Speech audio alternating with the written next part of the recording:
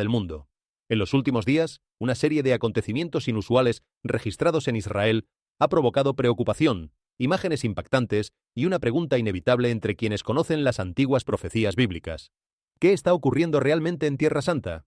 Bandadas de aves negras cubriendo el cielo, enormes nubes de langostas avanzando sobre la región, fuertes tormentas de granizo y movimientos en la tierra cerca del Monte de los Olivos forman parte de una secuencia que ha llamado poderosamente la atención. Y mientras todo esto sucede, Jerusalén vuelve a encontrarse rodeada por la tensión y el conflicto. Por separado, cada acontecimiento puede tener una explicación, pero cuando aparecen uno detrás de otro y en una región que ocupa un lugar central en las profecías bíblicas, la historia adquiere otra dimensión. Hoy analizaremos cada señal, lo que realmente sabemos sobre ella y por qué muchos están volviendo sus ojos hacia el Apocalipsis. Si te interesa este tipo de contenido, deja tu me gusta, suscríbete y activa la campana. Comencemos. Detengámonos un momento en cada una de esas señales, porque ninguna de ellas es tan sencilla como parece a primera vista. Empecemos por las aves. Cualquiera que haya observado el comportamiento de los pájaros sabe que existe en ellos un orden, una lógica, una obediencia silenciosa a las estaciones y a las corrientes del aire. Las aves migran siguiendo rutas que sus ancestros trazaron durante miles de años, guiadas por el campo magnético de la Tierra y por la posición del Sol. Por eso resulta tan perturbador cuando, de repente, ese orden se rompe. Cuando bandadas enteras se congregan sin razón aparente, girando en espirales cerradas sobre un mismo punto, oscureciendo el cielo con sus cuerpos, algo en nuestro interior más primitivo se enciende como una alarma. No hace falta ser un experto para sentir que algo anda mal. Los habitantes de Jerusalén levantaron la vista y vieron cómo la luz del día se atenuaba, no por una nube de lluvia, sino por una nube de alas. Y en ese instante, muchos recordaron pasajes antiguos que hablaban de aves reuniéndose, de un cielo que se llena de sombras antes de un gran acontecimiento. Los científicos ofrecieron explicaciones razonables, hablaron de cambios en las corrientes térmicas, de alteraciones en las fuentes de alimento, de campos electromagnéticos perturbados. Y sin embargo, ninguna de esas explicaciones lograba disolver del todo la sensación de que aquello era una señal, un anuncio, un dedo invisible señalando hacia el cielo.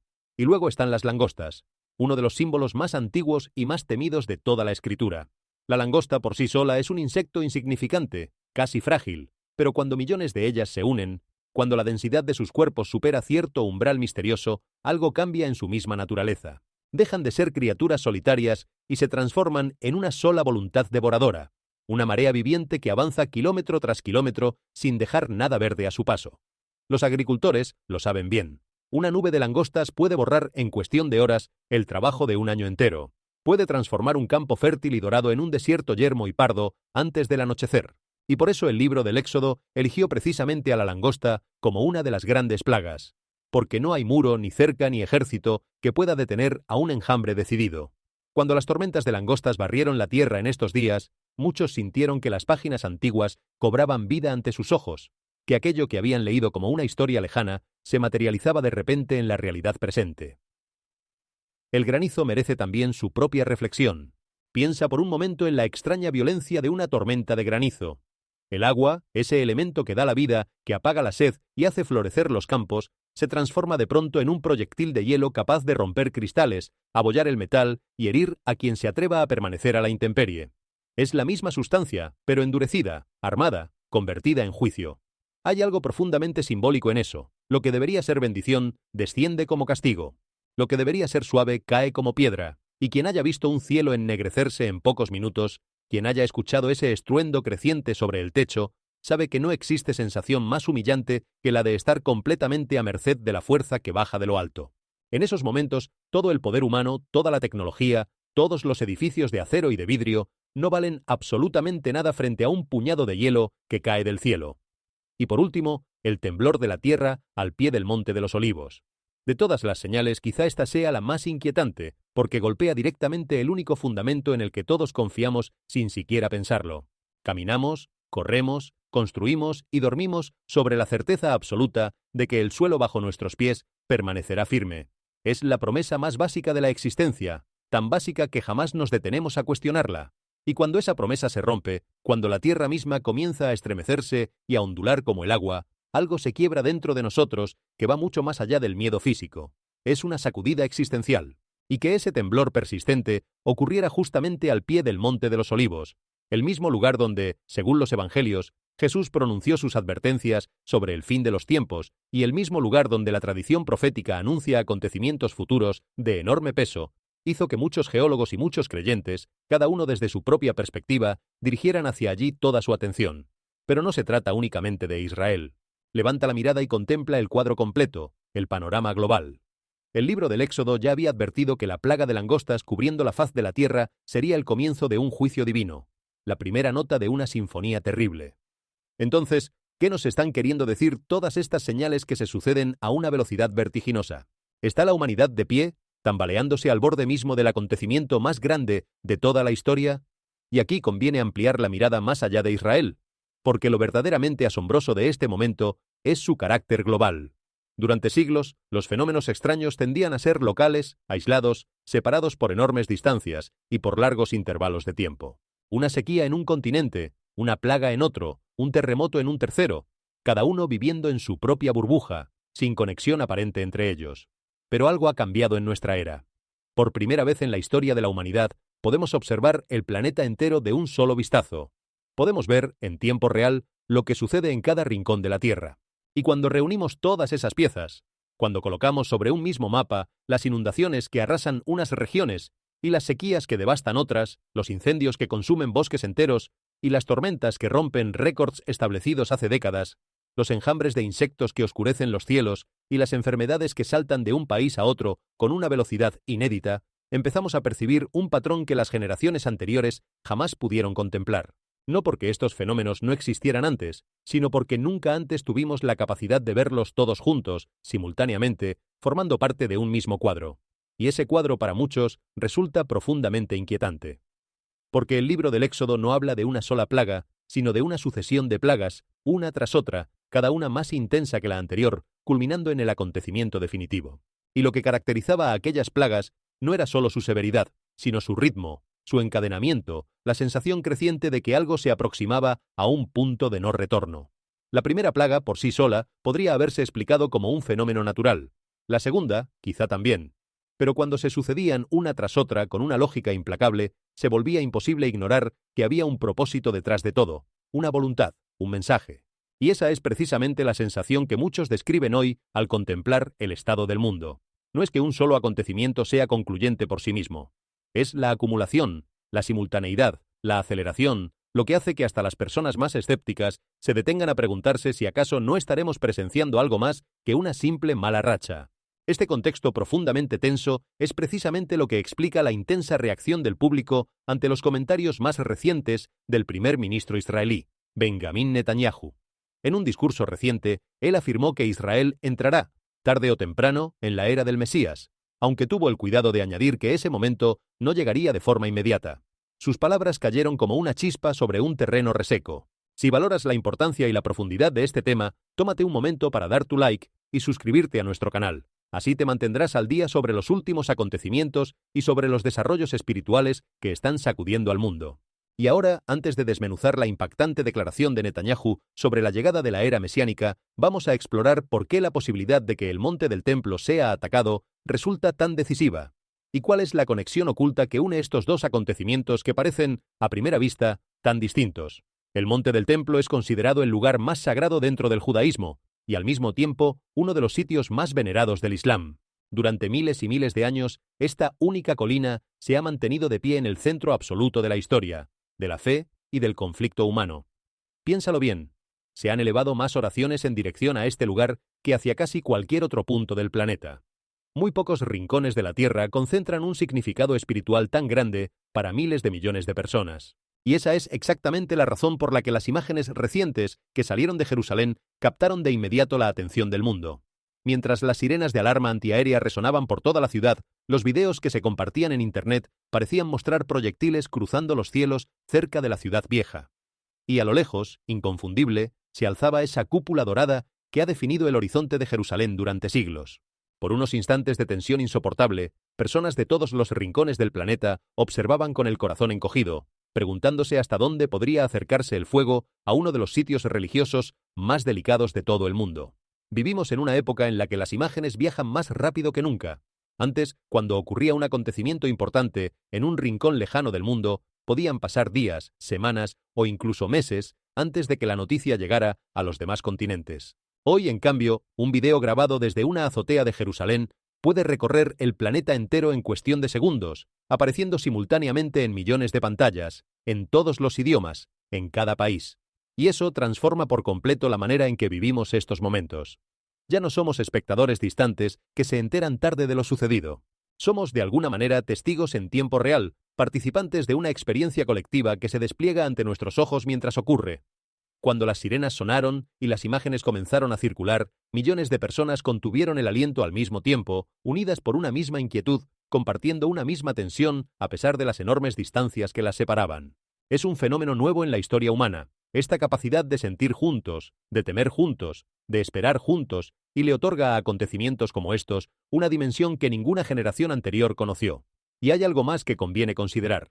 Cuando el peligro se acerca a lugares de tanto significado religioso, la reacción de la gente trasciende por completo lo político. Una persona puede no tener ningún interés en las disputas territoriales, en las estrategias militares, en los cálculos diplomáticos, y aún así sentir una punzada en el corazón al imaginar que alguno de estos santuarios milenarios pudiera resultar dañado. Porque estos lugares no pertenecen únicamente a quienes viven cerca de ellos. En cierto sentido, pertenecen a la humanidad entera, a la memoria compartida de nuestra especie, al patrimonio espiritual que hemos heredado de incontables generaciones. Son puntos de referencia que orientan la fe de miles de millones, faros que han guiado a la humanidad a través de los siglos, y por eso la sola posibilidad de que sufran daño despierta una preocupación que va mucho más allá de las fronteras, de las banderas y de las ideologías. Es una preocupación profundamente humana, arraigada en el reconocimiento de que hay cosas que, una vez perdidas, jamás podrían recuperarse, y de que ciertos lugares cargan con un valor que ninguna medida material podría llegar a cuantificar. A poca distancia a pie del monte del templo se encuentran 3 lugares que han moldeado la fe de miles de millones de seres humanos. Está el Muro de los Lamentos, donde cada día los fieles judíos se reúnen a orar, apoyando sus frentes y sus manos contra la piedra antigua. Está la Cúpula de la Roca, uno de los santuarios más reconocibles de todo el Islam, con su domo resplandeciente.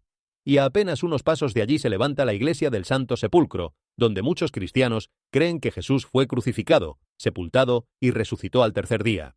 Muy pocas ciudades sobre la faz de la tierra reúnen tanta historia dentro de un espacio tan reducido. Y precisamente por eso, hasta una sola explosión cerca de estos monumentos adquiere una dimensión enorme, casi imposible de dimensionar. La preocupación no gira solamente en torno al daño militar. Lo que verdaderamente inquieta es la posibilidad de que un conflicto originado en la política termine desbordándose hacia lugares que guardan un significado religioso profundísimo para buena parte de la humanidad. Por eso cada movimiento que ocurre en Jerusalén se observa con una atención tan minuciosa, no solo por parte de los gobiernos, sino también por parte de millones de creyentes que conocen el lugar único que esta ciudad ocupa en la historia bíblica. Para entender de verdad por qué este pedazo de tierra concentra tanta tensión, conviene detenerse a pensar en algo que muchas veces pasamos por alto. En un mundo tan grande, con continentes tan vastos, con miles de ciudades y millones de kilómetros cuadrados de terreno, ¿por qué razón 3 de las religiones más influyentes de la humanidad, que suman juntas a más de la mitad de la población del planeta, terminaron entrelazando sus destinos alrededor de una sola colina, de un solo horizonte, de un espacio que podría recorrer a pie en apenas unos minutos? No es casualidad. No es un accidente de la geografía. Es algo que la historia parece haber tejido con un propósito que se nos escapa. Para los judíos este monte es el lugar donde Abraham estuvo dispuesto a ofrecer a su hijo, donde Salomón levantó el primer templo, donde reposó durante siglos la presencia misma de Dios. Para los musulmanes es el punto desde donde, según su tradición, el profeta ascendió a los cielos. Para los cristianos, los alrededores de este monte fueron el escenario de los últimos días de Jesús, de su enseñanza, de su juicio, de su muerte y de aquello que ellos proclaman como su resurrección. 3 relatos, 3 pueblos, 3 formas de mirar el cielo, todos anclados en el mismo suelo. Y cuando 3 corrientes tan poderosas convergen en un solo cauce, la presión que se acumula es enorme. Piénsalo como en un río. Mientras el agua fluye libre y dispersa, apenas notas su fuerza. Pero si estrechas el cauce, si obligas a toda esa masa de agua a pasar por un desfiladero angosto, la corriente se vuelve capaz de mover montañas, de arrancar rocas, de generar una energía imposible de contener. Eso es exactamente lo que ocurre en Jerusalén. Es el desfiladero espiritual de la humanidad, el punto más estrecho por donde deben pasar las esperanzas, los temores, las oraciones y las profecías de miles de millones de personas. Y por eso cualquier chispa, por pequeña que sea, corre el riesgo de encender un incendio de proporciones globales. No porque el terreno sea especialmente grande, ni especialmente rico, ni especialmente estratégico en lo militar, sino porque es el corazón simbólico del mundo, y cuando el corazón se acelera, el cuerpo entero lo siente. Hay un detalle que a menudo asombra a quienes lo escuchan por primera vez. Piensa en cuántas oraciones se han elevado hacia este lugar a lo largo de los siglos. Cada día, 3 veces al día, durante generaciones incontables, millones de personas se han vuelto hacia Jerusalén para orar.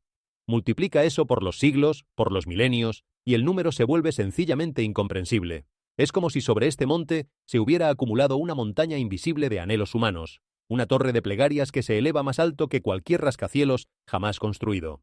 Y esa acumulación de fe, esa concentración de esperanza y de dolor, es lo que hace que este lugar se sienta cargado, denso, casi eléctrico. Quienes lo visitan, incluso los más escépticos, describen a menudo una sensación difícil de explicar con palabras, como si el aire mismo pesara de otra manera, como si el silencio estuviera lleno de voces. No es superstición, es simplemente el eco de todo lo que este lugar ha significado para la humanidad durante tanto tiempo.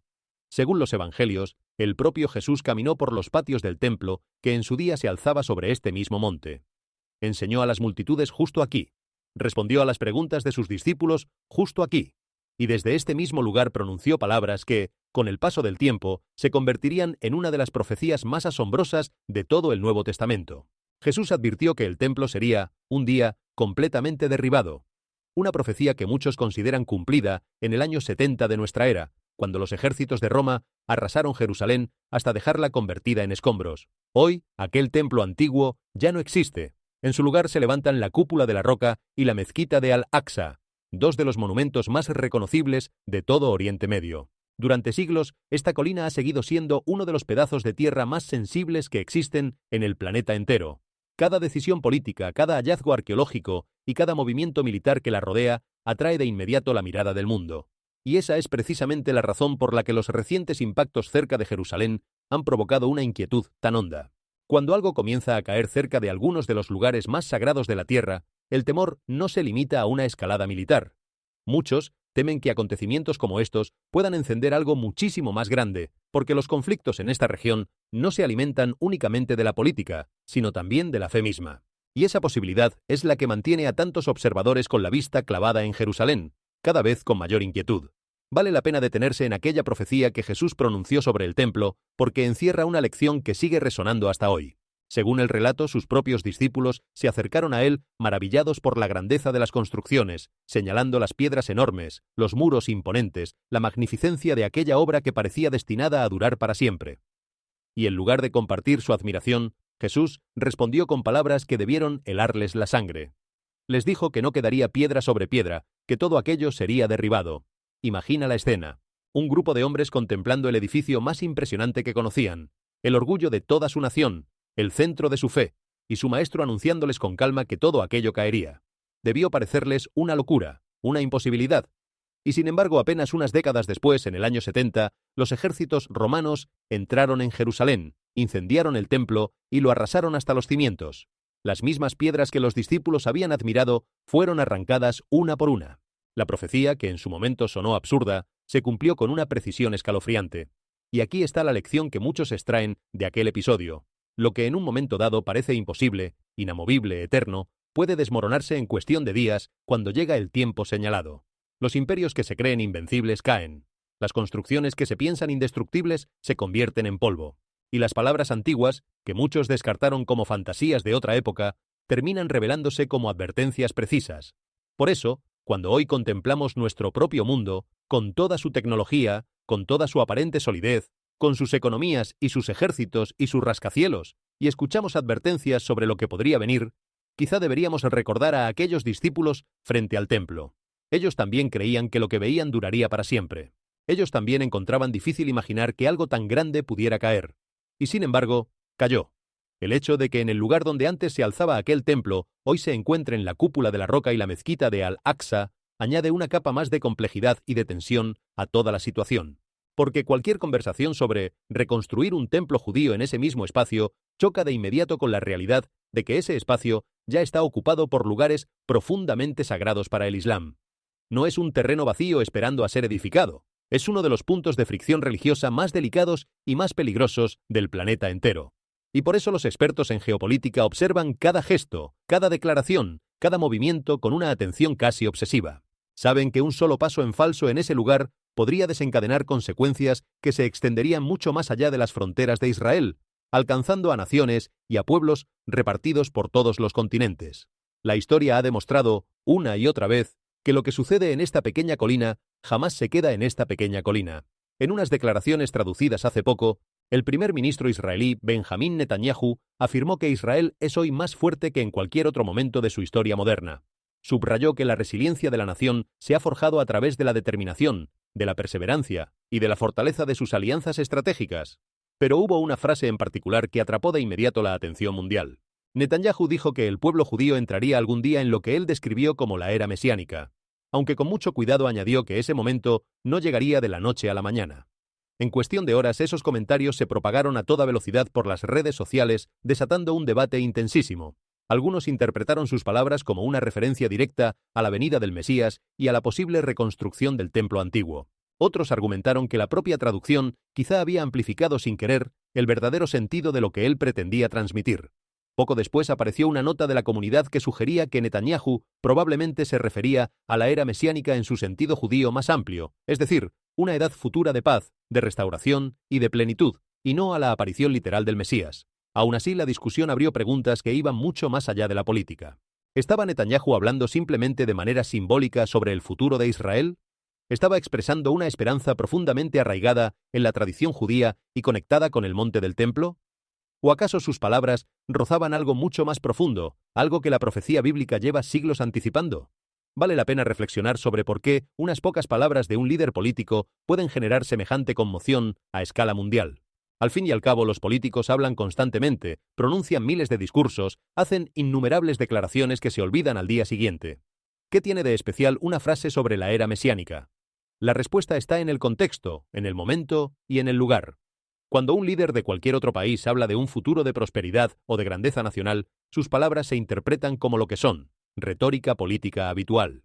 Pero cuando el primer ministro de Israel, en el corazón mismo de Jerusalén, en medio de un clima de tensión y de conflicto, menciona la era mesiánica, esas mismas palabras adquieren de repente una resonancia completamente distinta.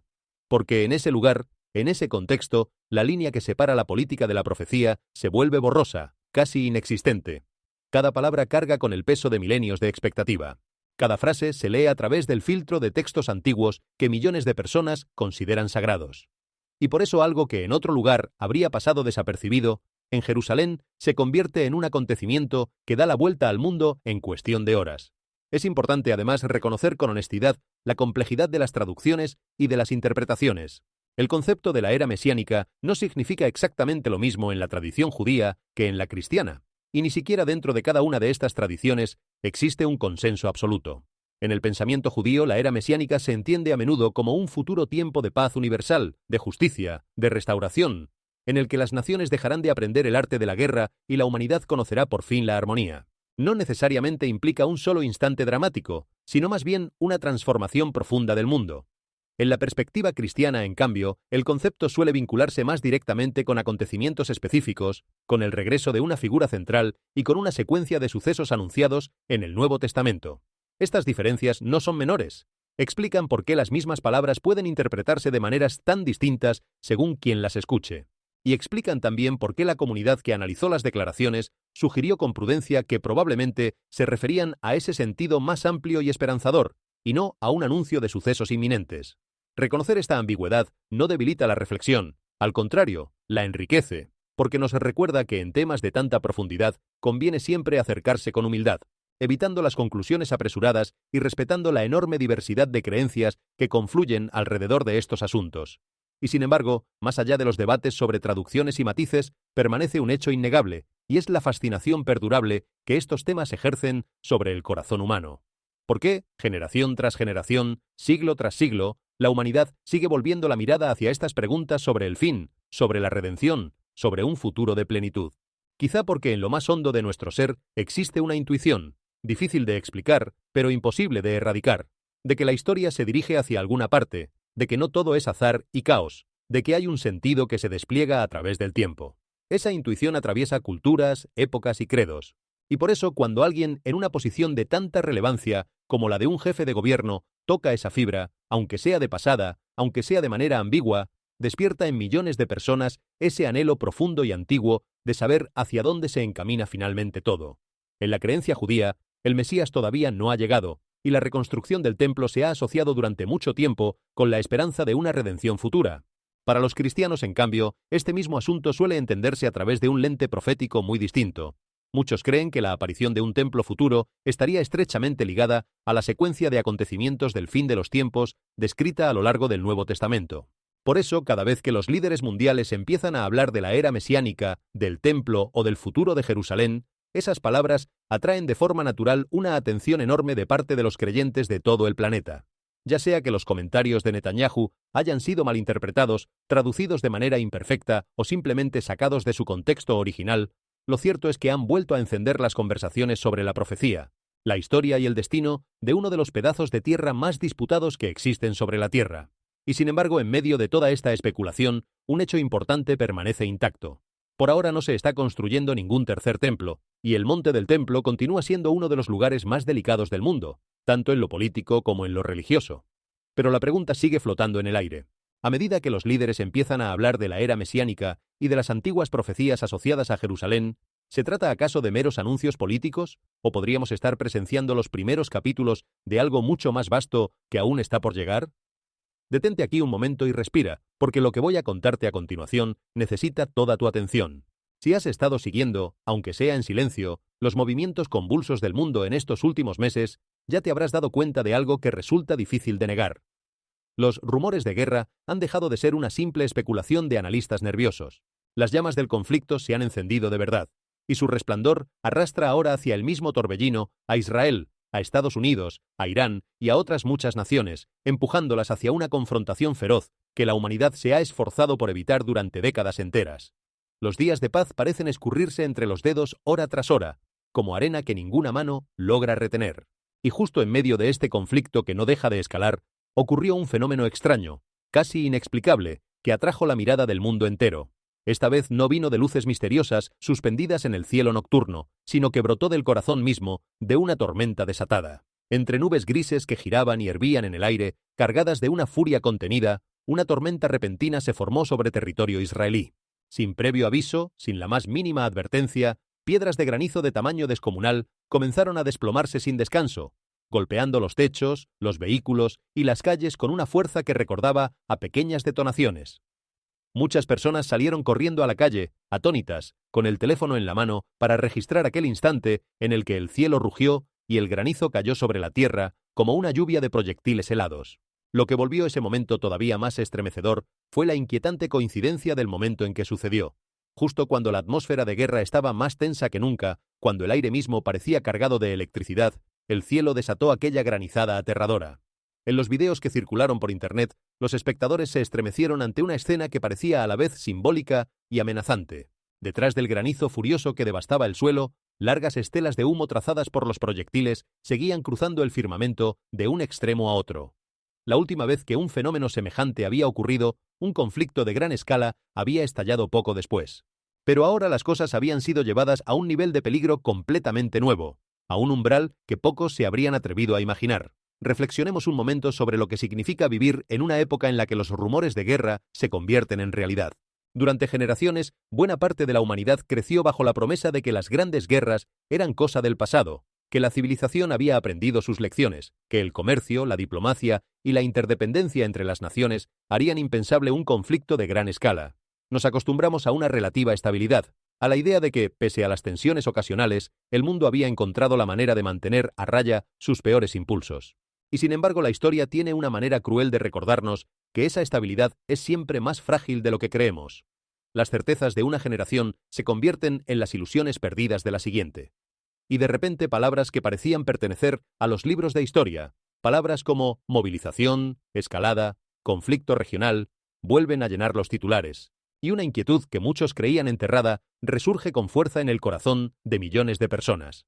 Lo que hace que el momento actual resulte tan cargado no es únicamente la existencia de conflictos, que lamentablemente siempre han acompañado a la humanidad, sino la sensación de que varios de ellos podrían entrelazarse, alimentarse mutuamente, arrastrar a más y más naciones hacia un torbellino cada vez más difícil de contener. En un mundo tan interconectado, donde las economías están entrelazadas, donde las alianzas se extienden por todos los continentes, donde un acontecimiento en una región repercute de inmediato en las demás, la posibilidad de que un conflicto local se convierta en algo mucho mayor resulta más real que nunca. Y precisamente por eso, cada nueva escalada, cada nuevo intercambio de hostilidades, cada nueva declaración amenazante, se sigue con el aliento contenido, sabiendo que las consecuencias podrían extenderse mucho más allá de las fronteras donde todo comenzó. Y en medio de todo esto, cuando la tensión alcanza su punto más alto, cuando los nervios de las naciones están a flor de piel, ocurre un fenómeno como aquella granizada repentina, y de inmediato la mente humana busca conexiones, significados, presagios. ¿Es casualidad que el cielo se desate justo en el momento de mayor tensión? ¿O hay algo en la coincidencia del momento que va más allá del simple azar? La ciencia, por supuesto, ofrece explicaciones. Las condiciones atmosféricas que producen granizo son bien conocidas y no dependen en absoluto de los conflictos humanos. Pero incluso quien acepta plenamente la explicación científica no puede evitar sentir el peso simbólico de la coincidencia. Porque el ser humano no vive solo de explicaciones técnicas. Vive también de símbolos, de significados, de la búsqueda incesante de un sentido que dé forma al caos aparente de los acontecimientos. Y cuando el cielo ruge en el momento preciso en que la tierra arde de tensión, es imposible para muchos no leer en ello algo más que una simple casualidad meteorológica. Una vez más, la humanidad recibió este presagio. Y no es un presagio cualquiera, porque queda claramente inscrito en las páginas antiguas. Desde el libro del Apocalipsis hasta las profecías del profeta Daniel, todos habían anunciado que una violenta tormenta de granizo descendería como señal del comienzo de una serie de acontecimientos catastróficos antes del día del juicio. Piénsalo, textos escritos hace miles de años, en idiomas que hoy casi nadie habla, describiendo con una precisión inquietante escenas que ahora se reproducen en la pantalla de tu teléfono. Y si quieres seguir conectado con estas historias que continúan desarrollándose y mantener tu fe firme durante estos tiempos tan difíciles, recuerda por favor dar tu like a este video, suscribirte al canal y dejar una pequeña oración en los comentarios, para que podamos apoyarnos los unos a los otros mientras somos testigos juntos de estos fenómenos extraordinarios. Y antes de que aquella visión final llegara realmente, el cielo y la tierra enviarían incontables otros presagios, señales dispersas como migas de pan a lo largo de un camino que muchos se niegan a recorrer con los ojos abiertos. Uno de los presagios más significativos de toda la Biblia es el fenómeno de los terremotos, que se manifiestan cada vez con más frecuencia en todas partes. Y ahora los reportes más recientes están revelando algo verdaderamente asombroso. Justo en Jerusalén, la idea de un tercer templo era hasta hace poco un simple concepto teológico. Era un sueño lejano, una plegaria dolorosa susurrada por generaciones enteras de la diáspora judía dispersada por toda la faz de la tierra. Parecía sencillamente imposible, una esperanza tan antigua como inalcanzable. Hoy, sin embargo, ya no es una plegaria. Se ha convertido en una realidad logística, concreta, medible. Los planos no solo han sido dibujados, han sido digitalizados y perfeccionados por arquitectos especializados que han dedicado años enteros a ese propósito. Las vestiduras sacerdotales, tejidas siguiendo las especificaciones bíblicas exactas e inflexibles, con lino torcido e hilos de oro puro, ya están confeccionadas y guardadas con esmero. Los utensilios sagrados, el enorme candelabro de oro, los altares de piedra para el incienso, todos han sido recreados con una meticulosidad extrema y hoy reposan en vitrinas de exhibición en Jerusalén, esperando el momento de ser trasladados. Existen incluso reportes de jóvenes cuyo linaje ha sido rastreado hasta la línea sacerdotal de Aarón, y que estarían siendo entrenados discretamente en los antiguos rituales del servicio del templo. Pero el desarrollo más estremecedor de todos es el cumplimiento del requisito bíblico más oscuro y en apariencia más imposible de satisfacer, el de la novilla roja. Según el libro de los Números, el sacerdote no puede entrar en los recintos sagrados sin la purificación ritual que exige las cenizas de una novilla roja perfecta, sin defecto ni mancha alguna, un animal tan raro que se lo considera casi una anomalía genética. Hoy, según los reportes, esas novillas habrían sido conseguidas, trasladadas por aire a través del mundo bajo fuerte custodia e inspeccionadas cuidadosamente por rabinos expertos. La línea de tiempo ya no es un horizonte lejano y difuso. Se está acelerando ante nuestros ojos. El escenario está montado, perfecta y aterradoramente, listo para lo que sea que venga a continuación. Detengámonos en el asunto de la novilla roja, porque es uno de esos detalles que, cuanto más lo examinas, más asombroso se vuelve. Durante casi 2000 años, este requisito fue considerado prácticamente insuperable, un obstáculo que muchos creían que jamás podría cumplirse. La escritura antigua es extremadamente exigente en sus especificaciones. No basta con un animal de color rojizo. Debe ser completamente rojo, sin una sola mancha de otro color, sin defecto físico alguno, sin haber llevado nunca un yugo sobre su lomo. Bastaba con que le crecieran unos pocos pelos blancos o negros para descalificarla por completo. Durante siglos, generación tras generación, este requisito pareció una barrera infranqueable, casi como una manera divina de mantener cerrada una puerta. Y sin embargo, hoy se habla de que ejemplares que cumplen con estas condiciones habrían sido localizados, criados con cuidado extremo, examinados minuciosamente por expertos y custodiados como si fueran un tesoro de valor incalculable. Lo que durante 2 milenios pareció imposible, de repente parece estar al alcance de la mano. Y ese solo hecho basta para erizar la piel de quienes conocen el significado profético que se le atribuye. Piensa también en la magnitud del esfuerzo que representa recrear todo lo demás. No estamos hablando de un simple proyecto arquitectónico, estamos hablando de reconstruir, pieza por pieza, un mundo entero de objetos rituales que llevaban casi 2000 años sin existir. Las vestiduras sacerdotales, con sus colores precisos, sus hilos de oro, sus piedras engarzadas según instrucciones detalladas hasta el último milímetro. Los instrumentos musicales que, según la tradición, acompañaban el servicio. Los recipientes, las copas, los tenedores, las palas, cada uno diseñado conforme a especificaciones antiguas. El enorme candelabro de oro, forjado según descripciones que se remontan a milenios. Todo esto no se improvisa en una tarde. Representa años de estudio, de investigación, de trabajo artesanal minucioso, realizado por especialistas dedicados por completo a esta tarea. Y el hecho de que estos objetos ya existan, de que ya reposen terminados en vitrinas, esperando su momento, transforma lo que durante siglos fue una fantasía teológica en algo que se siente inquietantemente concreto, casi tangible. Ahora bien, es importante ser justos y equilibrados al hablar de esto. No todos interpretan estos preparativos de la misma manera. Para algunos se trata de un movimiento religioso legítimo, de personas que simplemente desean estar preparadas para un futuro que anhelan, sin ninguna intención de precipitar conflicto alguno. Para otros representa una fuente potencial de enorme tensión, precisamente por el lugar tan sensible donde tendría que erigirse cualquier templo futuro. Y para muchos observadores desde una perspectiva profética, estos preparativos son señales que deben leerse dentro de un marco mucho más amplio de acontecimientos anunciados hace siglos. Lo cierto es que, sin importar desde qué ángulo se mire, resulta innegable que algo se está moviendo. Ideas que durante generaciones enteras vivieron únicamente en el terreno del sueño y de la plegaria están migrando, poco a poco, hacia el terreno de lo posible. Y ese desplazamiento, esa transición de lo imaginado hacia lo preparado, es lo que mantiene a tantas personas observando con una mezcla de fascinación y de temor. Conviene también aclarar algo con toda honestidad, para no caer en exageraciones. Hasta el día de hoy no existe ningún tercer templo físicamente en construcción sobre el monte. Los preparativos de los que hablamos son eso, preparativos, elementos reunidos, planos trazados, objetos confeccionados. Pero el edificio en sí no se ha levantado, y el terreno sigue ocupado por los santuarios que ya conocemos.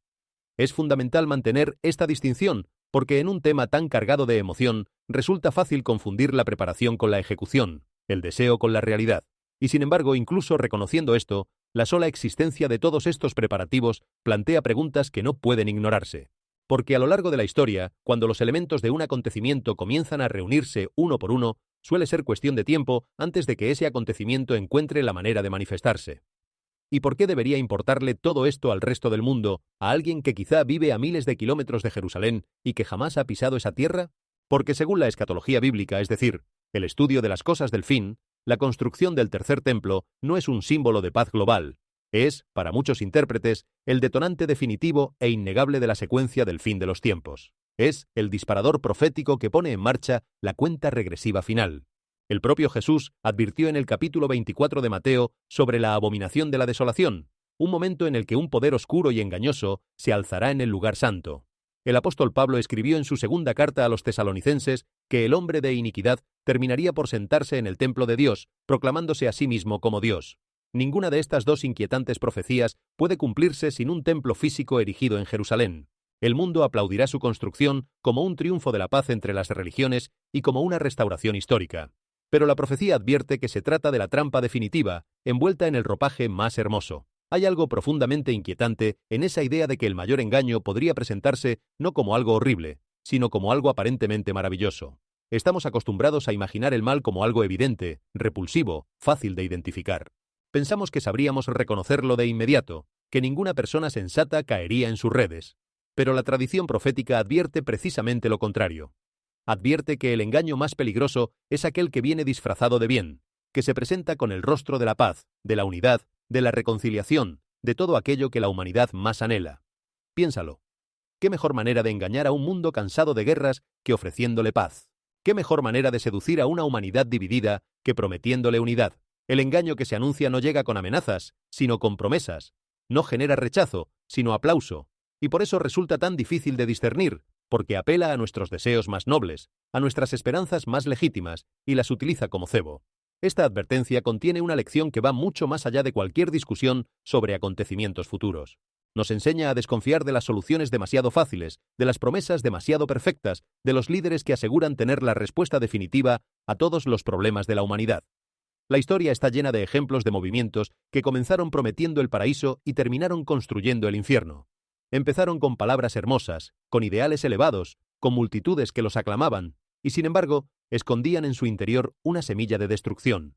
El discernimiento, esa capacidad de mirar más allá de la superficie, de no dejarse deslumbrar por las apariencias, de preguntar siempre qué se esconde detrás de las promesas más brillantes, es una de las virtudes más necesarias y a la vez más escasas de nuestro tiempo. En una era saturada de mensajes, de propaganda, de voces que compiten por nuestra atención y nuestra confianza, la capacidad de distinguir lo verdadero de lo falso, lo auténtico de lo engañoso, se vuelve absolutamente esencial. Y quizá esa sea una de las razones por las que estos temas antiguos siguen resonando con tanta fuerza. No porque nos permitan predecir fechas o acontecimientos concretos, sino porque nos ofrecen una sabiduría atemporal sobre la naturaleza humana, sobre el poder, sobre el engaño y sobre la verdad. Nos recuerdan que no todo lo que brilla es oro, que no toda promesa de paz es genuina, que conviene mantener los ojos bien abiertos incluso, y sobre todo cuando todo parece ir demasiado bien. Esa vigilancia, ese sano escepticismo ante las soluciones milagrosas, no es cinismo ni desconfianza enfermiza.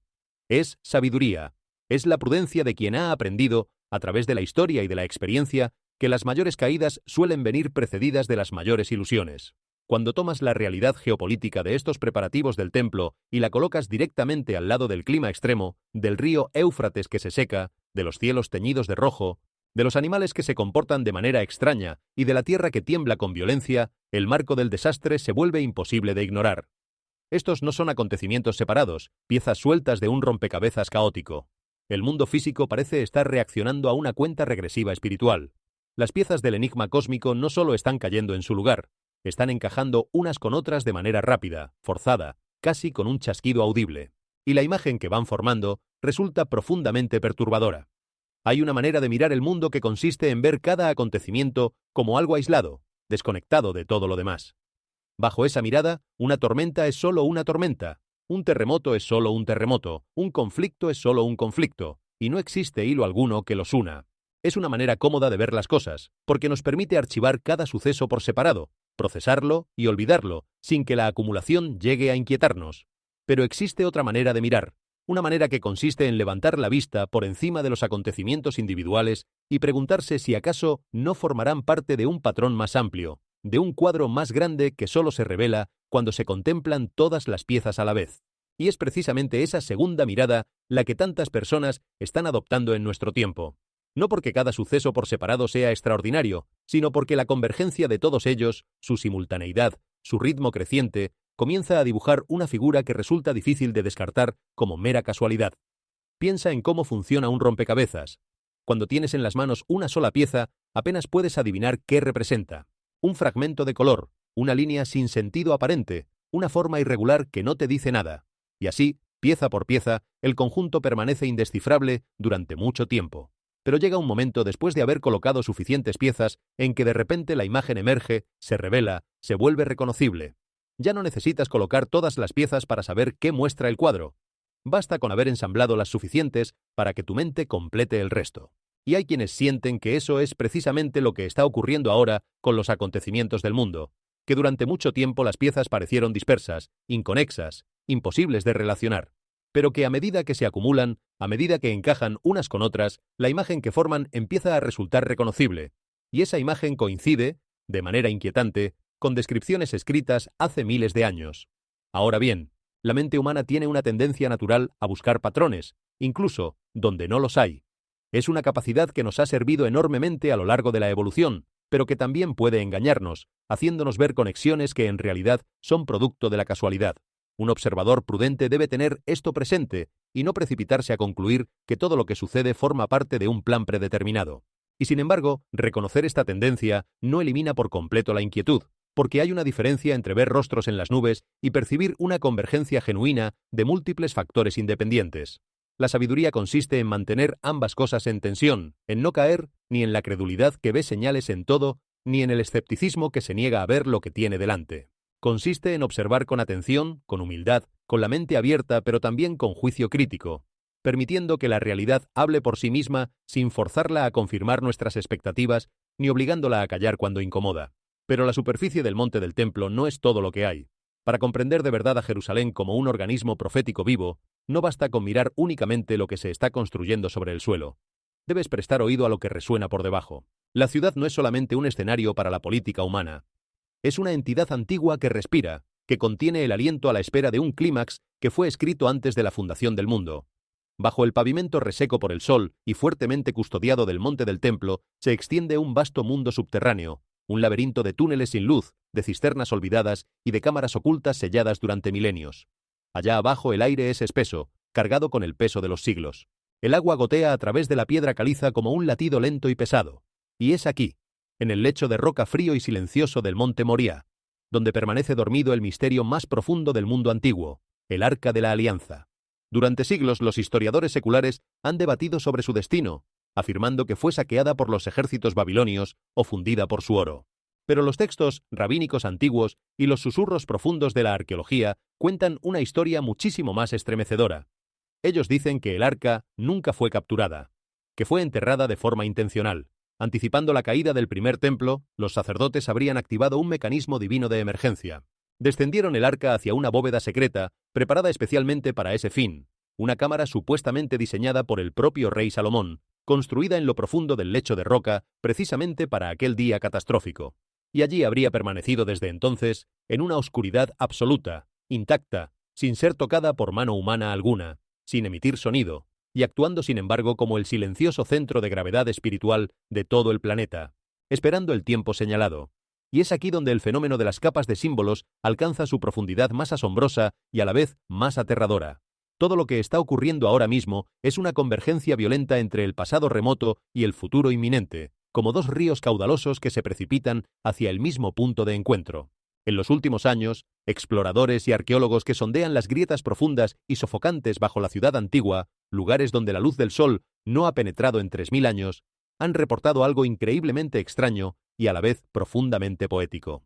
En lo hondo de estos túneles subterráneos, anidando dentro de antiguos cofres de piedra ahuecados, dentro de osarios y de arcas de piedra toscamente talladas que han permanecido en total oscuridad durante milenios, se encuentran palomas de un blanco puro. Detén tu mente un instante y considera el peso abrumador de esa imagen. La paloma, ese antiguo símbolo bíblico del Espíritu de Dios, de la paz, el mismo aliento divino que se cernía sobre las aguas, en el libro del Génesis, sobreviviendo en lo profundo de las tumbas de piedra de la historia, orientándose en la oscuridad total, vida cálida y palpitante escondida dentro de la roca fría y muerta. El Espíritu aguardando en las tinieblas. Es como si los cimientos mismos de Jerusalén estuvieran haciendo una señal, indicando que aquello que fue enterrado, olvidado y sellado, se está preparando para volver a levantarse. Sin embargo, las palomas blancas no son el único misterio que emerge de las profundidades de la ciudad antigua. Trabajadores e investigadores que descienden hacia cavidades recién expuestas bajo Jerusalén han descrito extrañas perturbaciones magnéticas en las profundidades subterráneas. Brújulas que, según cuentan, giran sin encontrar rumbo, apuntando hacia todas partes y hacia ninguna. Equipos electrónicos que fallan brevemente dentro de cámaras excavadas directamente en la piedra caliza bajo el monte del templo. Algunos descartaron los incidentes como simple interferencia causada por concentraciones inusuales de minerales dentro de la roca. Pero otros admitieron en voz baja que el fenómeno se sentía inquietantemente concentrado alrededor de las secciones más antiguas de la red subterránea, como si algo, allá abajo, estuviera alterando las leyes ordinarias de la materia. Y luego están los sonidos. Varios exploradores que avanzaban por los estrechos corredores subterráneos han hablado de vibraciones bajas y rítmicas que resuenan a través de los pasadizos de piedra en las horas más profundas de la noche. Vibraciones tan sutiles que se perciben más en el pecho que con los oídos, un temblor que se siente antes de escucharse. Algunos lo describieron como un latido de corazón distante, enterrado bajo la tierra misma. Otros lo compararon con la resonancia profunda de antiguos cuernos que reverberan a través de cámaras huecas muy por debajo de la ciudad. Resulta difícil explicar por qué estos relatos afectan a las personas de una manera tan honda. Quizás sea porque Jerusalén siempre ha cargado con esa sensación perturbadora de que la piedra misma recuerda, de que los muros guardan memoria de todo lo que han presenciado. Piensa por un instante en la profundidad simbólica de todo lo que se esconde bajo la ciudad. Vivimos en la superficie, bajo el sol, entre el ruido y el movimiento, y rara vez nos detenemos a pensar en lo que se extiende debajo de nuestros pies. Pero en Jerusalén, ese mundo subterráneo no es solo un dato geológico, es una metáfora viviente. Arriba la ciudad se mueve, se agita, negocia, discute, reza y pelea. Abajo, en cambio, el tiempo parece haberse detenido. Existen corredores que ningún ser humano ha pisado en 3000 años, cámaras selladas cuyo contenido nadie conoce, pasadizos que la historia olvidó y que la tierra guardó celosamente. Es como si la ciudad tuviera dos rostros, uno que mira hacia el futuro y otro que permanece anclado en el pasado más remoto. Y de vez en cuando esos dos mundos se rozan, se tocan, se comunican a través de una grieta, de un derrumbe, de una excavación. Y cuando eso ocurre, lo antiguo emerge de repente para recordarnos que nada, absolutamente nada, ha sido verdaderamente olvidado. Considera lo que significa que existan objetos que llevan milenios en la oscuridad total, sin recibir un solo rayo de luz, sin escuchar una sola voz humana, sin ser tocados por mano alguna. Nosotros, criaturas de la superficie, difícilmente podemos imaginar una quietud tan absoluta. Estamos rodeados de estímulos constantes, de luces, de sonidos, de movimiento perpetuo. Pero allá abajo existe un silencio que ha durado más que imperios enteros, un silencio que vio nacer y morir civilizaciones sin inmutarse. Y hay algo profundamente humillante en esa idea. Nos recuerda lo breve que es nuestra vida, lo pasajero de nuestras preocupaciones, lo minúsculo de nuestro paso por el mundo, comparado con la paciencia infinita de la piedra. Mientras nosotros nos angustiamos por el día de hoy, por las noticias de esta semana, por las urgencias del momento, allá abajo el tiempo se mide en milenios. Y espera, simplemente espera. Y luego está esa imagen que conmueve más que ninguna otra, la de las palomas blancas anidando en la roca muerta. Vale la pena volver sobre ella porque encierra una enseñanza que trasciende cualquier debate sobre su veracidad literal. Piensa en el contraste. La piedra es fría, dura, sin vida, un símbolo de lo que está muerto y enterrado. La paloma, en cambio, es cálida, suave, palpitante, un símbolo de vida y de espíritu que atraviesa las escrituras desde sus primeras páginas. Fue una paloma la que regresó al arca de Noé con una rama de olivo, anunciando que las aguas del juicio comenzaban a retirarse y que una nueva vida era posible. Fue en forma de paloma que, según los evangelios, el Espíritu descendió sobre Jesús en el momento de su bautismo. La paloma es, en el lenguaje de los símbolos antiguos, el mensajero de la esperanza, el signo de que después de la destrucción viene la renovación. Y encontrar esa vida frágil y luminosa escondida en lo más profundo de la muerte y de la oscuridad es, para muchos, una manera en que la propia tierra parece susurrar un mensaje. El mensaje de que la esperanza sobrevive incluso en los lugares más improbables, de que la luz espera pacientemente en las tinieblas hasta que llega su momento de brillar. Cuanto más profundo excavan los arqueólogos bajo la ciudad, más extraña se vuelve la simbología. En múltiples cámaras subterráneas, según los reportes, los investigadores han descubierto techos ennegrecidos por el hollín y muros marcados por un fuego antiguo e intenso. Huellas de quemaduras preservadas durante miles de años, testimonio silencioso de una destrucción catastrófica de otra era. Y sin embargo, junto a algunas de estas piedras carbonizadas, diminutas plantas de olivo han comenzado de algún modo a brotar a través de las fisuras de la roca, con sus raíces descendiendo hacia espacios sepultados desde la antigüedad. Fuego y renacimiento, juicio y restauración, muerte y vida, existiendo lado a lado bajo la ciudad santa. Esa imagen del olivo brotando entre las piedras carbonizadas merece una pausa, porque condensa en un solo cuadro una de las verdades más antiguas y más consoladoras de toda la experiencia humana. El olivo es, en sí mismo, un símbolo cargado de significado. Es un árbol extraordinariamente resistente, capaz de sobrevivir en los suelos más pobres, en las condiciones más adversas, aferrándose a la roca con una tenacidad asombrosa. Hay olivos que llevan siglos, incluso milenios, dando fruto, testigos silenciosos del paso de generaciones enteras. Y hay algo profundamente esperanzador en la idea de que, justo donde el fuego dejó su marca de destrucción, donde las llamas de otro tiempo lo consumieron todo, brote ahora una vida nueva, frágil, pero decidida, empujando hacia la luz a través de las grietas de la roca ennegrecida. Es la eterna historia de la naturaleza, y también de la historia humana. Después del incendio, el bosque vuelve a crecer. Después del invierno más crudo, llega inevitablemente la primavera. Después de la noche más oscura, amanece. La vida encuentra siempre la manera de abrirse camino, incluso en los lugares donde la muerte pareció haber triunfado por completo. Y en cuanto a esos portones sellados, esos pasadizos bloqueados, esas puertas enterradas de manera intencional, hay en ellos un misterio que despierta algo muy antiguo en el corazón humano, esa fascinación irresistible por lo oculto, por lo prohibido, por aquello que ha sido deliberadamente puesto fuera de nuestro alcance.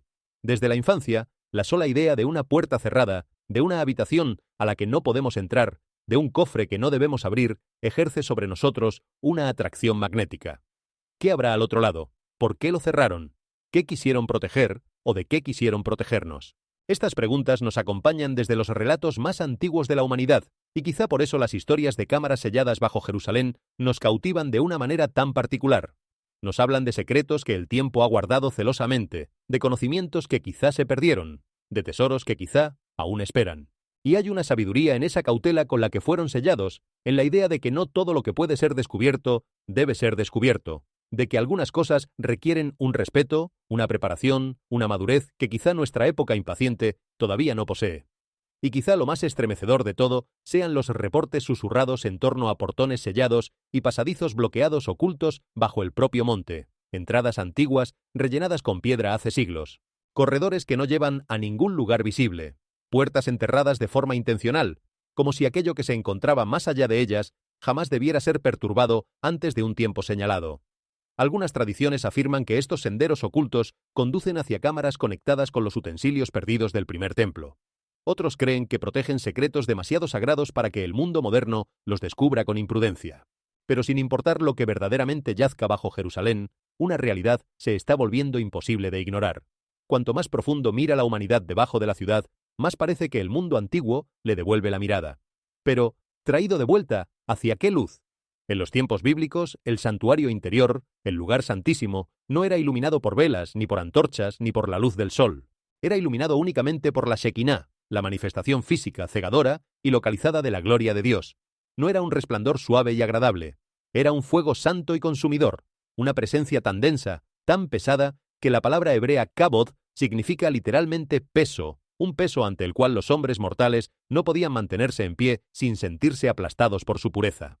Cuando el templo fue destruido, la Shekinah se retiró, dejando el monte sumido en una oscuridad espiritual. Pero hoy algo parece estar cambiando. A medida que se preparan las cenizas de la novilla roja, a medida que se tejen las vestiduras sacerdotales con lino dorado y a medida que las placas tectónicas sacuden la región con violencia, testigos en Jerusalén están reportando extraños fenómenos luminosos, halos resplandecientes captados por las cámaras de los teléfonos flotando sobre el monte, anomalías de luz inexplicables, semejantes a estática, que se desplazan por el antiguo muro de los lamentos en plena madrugada. ¿Son acaso simples trucos de la atmósfera? ¿O son las primeras chispas parpadeantes de una Shekinah que regresa? ¿Está reaccionando la tierra física a la presencia pesada de lo divino que se aproxima, como el aire que crepita cargado de estática justo antes de un relámpago colosal? Detengámonos en ese concepto de la gloria como peso, porque encierra una profundidad que suele escaparse a la lectura apresurada. En nuestra época, cuando pensamos en la gloria, imaginamos algo ligero, luminoso, casi etéreo, como una luz suave y agradable. Pero la palabra antigua sugería justo lo contrario. Sugería densidad, gravedad, sustancia. La gloria no era una brisa, era una montaña. No era un destello fugaz, era una presencia tan real y tan pesada que resultaba difícil de soportar. Piensa en la diferencia entre mirar una fotografía del sol y estar de pie bajo el sol del desierto al mediodía. La fotografía es inofensiva, decorativa. La realidad, en cambio, quema, agota, obliga a buscar sombra. Los relatos antiguos describían la presencia divina de esa segunda manera, no como una idea abstracta y cómoda, sino como una fuerza real ante la cual el ser humano se sentía pequeño, frágil, incapaz de permanecer en pie. Y esa comprensión tiene algo que nos hace mucha falta recuperar. Nos hemos acostumbrado a pensar en lo sagrado como algo suave, manejable, adaptado a nuestra comodidad. Pero las tradiciones más antiguas hablaban de algo mucho más imponente, mucho más serio, mucho más digno de reverencia. Ahora bien, es necesario mantener aquí un equilibrio honesto. Los fenómenos luminosos que se reportan, los halos captados por las cámaras, las anomalías de luz sobre los muros antiguos, admiten muchas explicaciones. La atmósfera produce toda clase de efectos ópticos sorprendentes. La humedad, el polvo en suspensión, los reflejos, las condiciones eléctricas particulares de una tormenta, las propias limitaciones y peculiaridades de los sensores de los teléfonos, todo esto puede generar imágenes que parecen extraordinarias sin serlo necesariamente. Un observador prudente no debería precipitarse a conclusiones sobrenaturales ante cada destello inusual.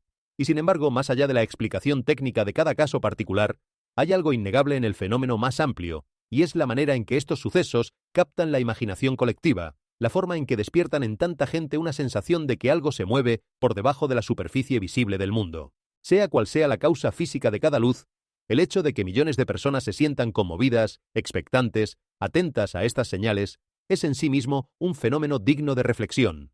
Revela un hambre espiritual profunda, una sed de trascendencia que ninguna cantidad de tecnología ni de comodidad material ha logrado saciar. La idea de Jerusalén como un organismo vivo, como un reloj que marca la hora, es una imagen poderosa precisamente porque captura esa sensación de que la ciudad no es un objeto inerte, sino algo que respira, que responde, que participa de alguna manera en el drama de la historia. Por supuesto, se trata de una metáfora, de una manera poética de expresar una intuición. Las ciudades no tienen conciencia, las piedras no laten.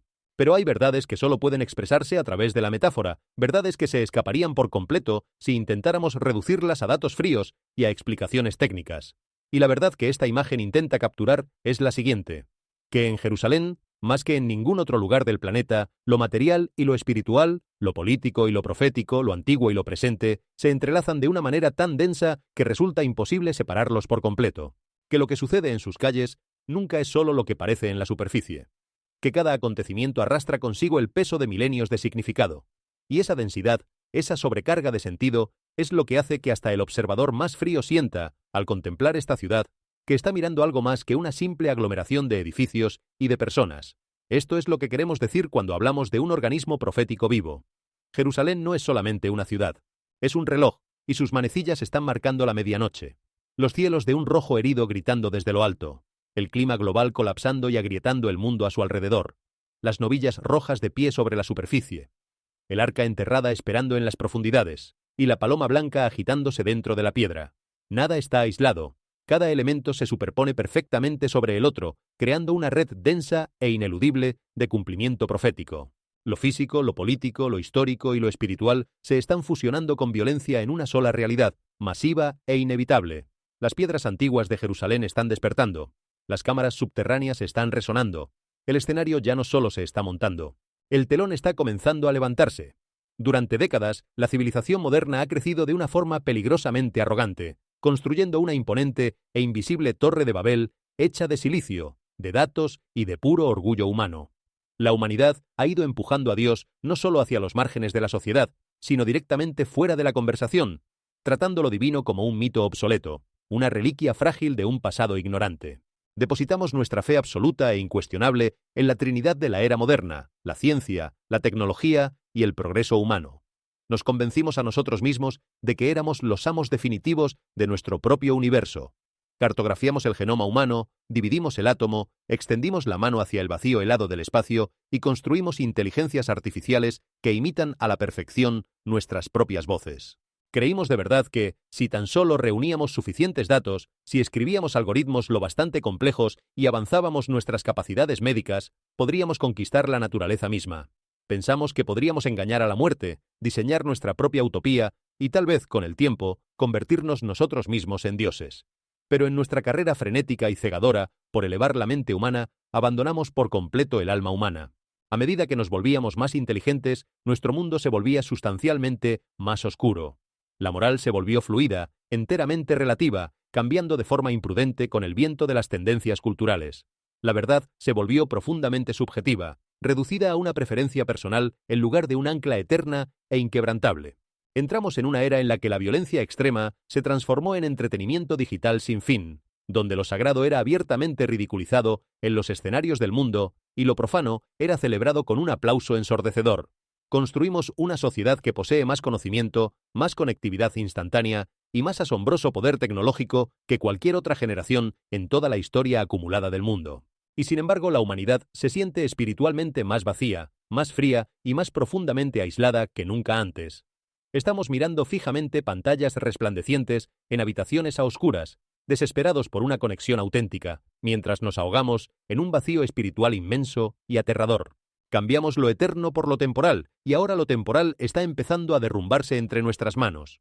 Es curioso y a la vez profundamente revelador que mientras más poder acumulaba la humanidad, más frágil se volvía por dentro. Nunca en la historia habíamos tenido tanto acceso a la información.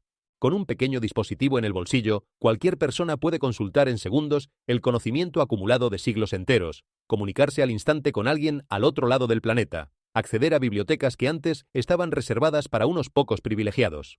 Y sin embargo, en medio de esa abundancia sin precedentes, la ansiedad se ha disparado. La soledad se ha extendido como una epidemia silenciosa, y una sensación difusa de vacío persigue a millones de personas que, en teoría, lo tienen todo. ¿Cómo se explica esta paradoja? ¿Cómo es posible que, teniendo más que ninguna generación anterior, nos sintamos más perdidos que nunca?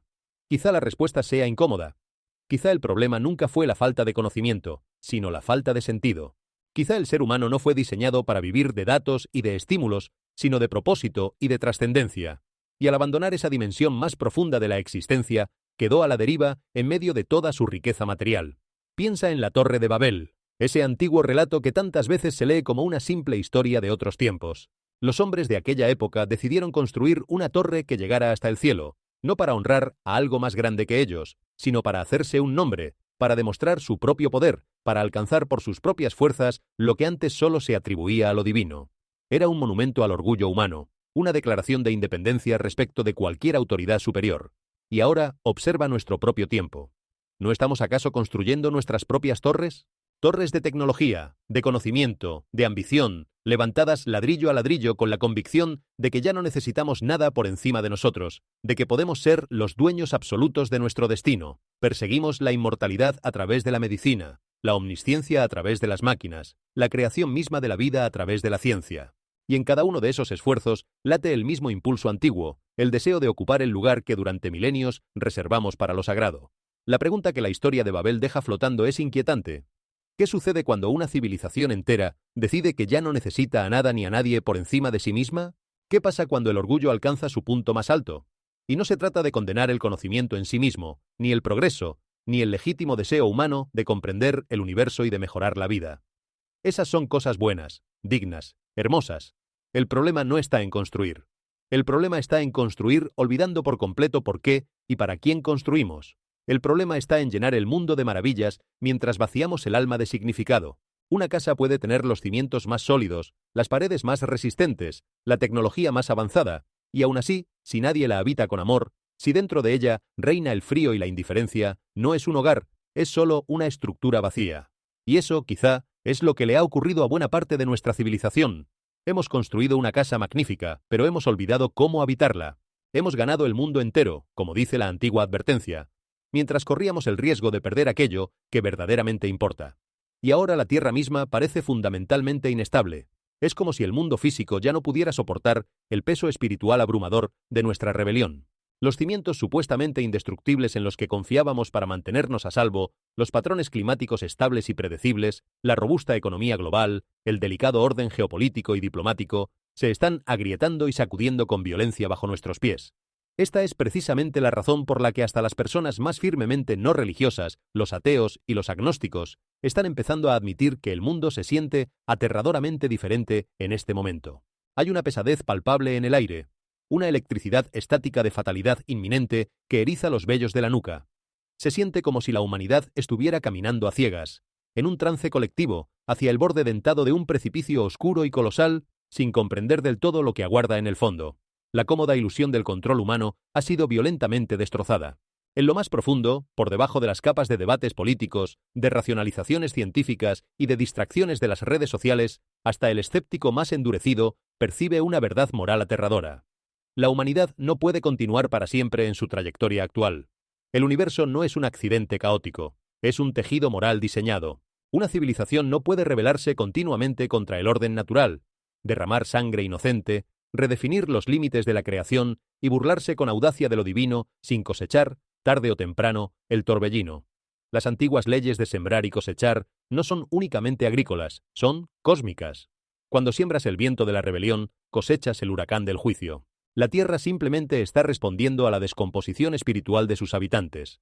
Esta antigua ley de la siembra y la cosecha es una de las verdades más universales que existen, y la reconocemos incluso en los aspectos más ordinarios de la vida. Nadie espera recoger trigo habiendo sembrado cizaña.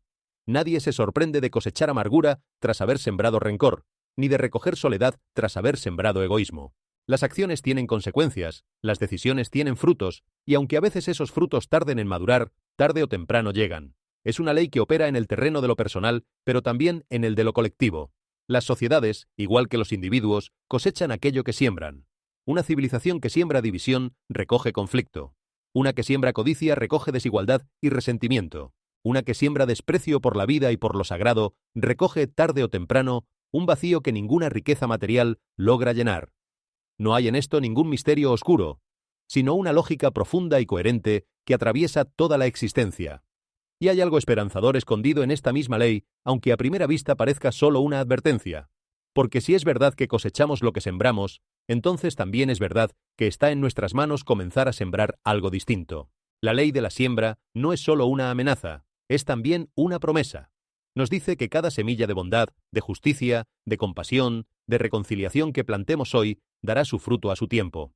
Que ningún acto de amor se pierde, que ninguna palabra de aliento cae en el vacío, que ningún gesto de generosidad queda sin recompensa en el gran tejido de las cosas. Y esto transforma por completo la manera en que podemos enfrentar incluso los tiempos más oscuros. Porque aunque no podamos controlar los grandes acontecimientos del mundo, aunque no esté en nuestro poder detener las guerras ni calmar las tormentas, sí está en nuestras manos decidir qué sembramos en nuestro propio rincón del mundo, en nuestras familias, en nuestras comunidades, en el corazón de quienes nos rodean. Y si suficientes personas empiezan a sembrar luz en medio de la oscuridad, esa siembra silenciosa puede convertirse con el tiempo en la cosecha que cambie el rostro del mundo. Esto es exactamente lo que fue profetizado hace miles de años.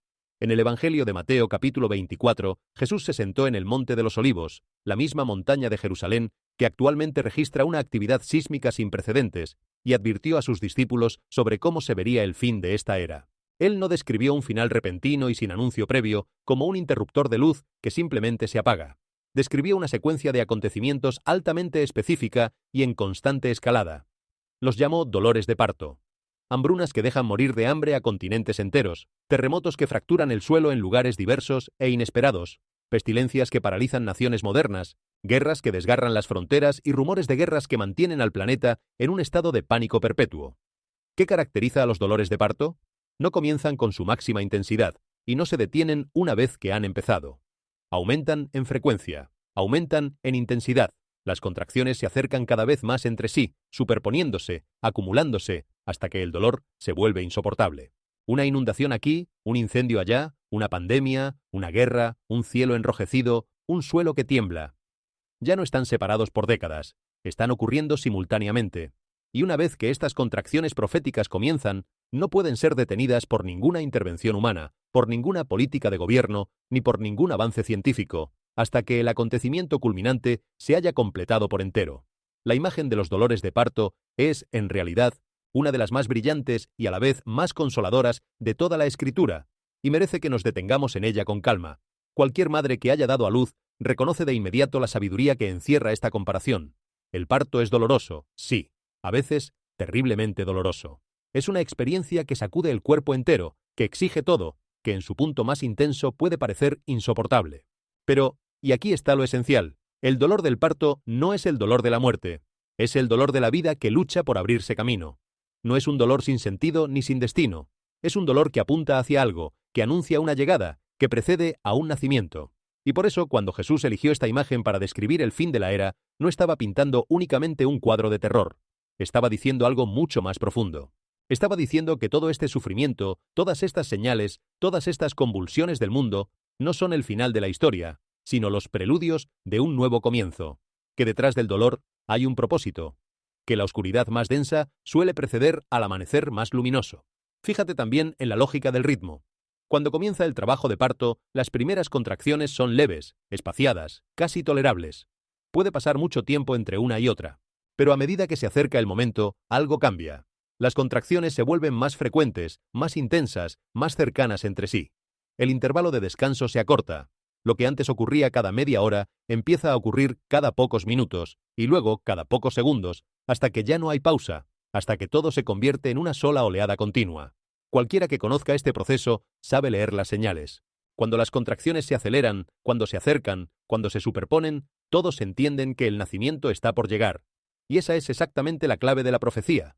No se nos pide que identifiquemos un solo evento aislado, sino que reconozcamos un patrón, una aceleración, una intensificación. Un terremoto por sí solo no significa nada especial. Una guerra por sí sola es lamentablemente común en la historia humana. Pero cuando todas estas cosas empiezan a suceder al mismo tiempo, cuando su frecuencia se dispara, cuando se acumulan unas sobre otras sin dar respiro, entonces, según esta lógica antigua, es cuando debemos prestar atención. Y aquí conviene ser honestos y prudentes, porque a lo largo de la historia, muchas generaciones han creído estar viviendo el final de los tiempos, y sin embargo la historia continuó. Ha habido guerras terribles, plagas devastadoras, catástrofes naturales inmensas en cada siglo, y en cada uno de ellos hubo quienes anunciaron que el fin había llegado. Esto no invalida la profecía, pero sí nos invita a la humildad. Nadie conoce el día ni la hora. Dice la misma escritura que habla de los dolores de parto. Nadie puede marcar en un calendario la fecha exacta. Y por eso la actitud sabia no es la del cálculo obsesivo ni la del pánico paralizante, sino la de la vigilancia serena. Se trata de mantenerse despierto, atento, preparado, sin caer ni en la negación que ignora todas las señales ni en el fanatismo que ve el fin en cada nube pasajera. Se trata de vivir cada día como si importara, de poner en orden lo que verdaderamente cuenta, de no posponer indefinidamente las preguntas más profundas de la existencia, porque al fin y al cabo, sea que el gran acontecimiento llegue en nuestra generación o en otra muy lejana, cada uno de nosotros tiene su propio horizonte, su propio tiempo limitado, y esa es una certeza que nadie puede negar. Ahora estamos viviendo dentro de esa secuencia. Una generación rodeada de engaño masivo, de conflicto geopolítico, de desastres naturales extraños y sin precedentes, y de una confusión espiritual absoluta y cegadora. Somos una generación que observa cómo las señales proféticas se intensifican, no solo año tras año, sino mes tras mes, semana tras semana, y ahora día tras día.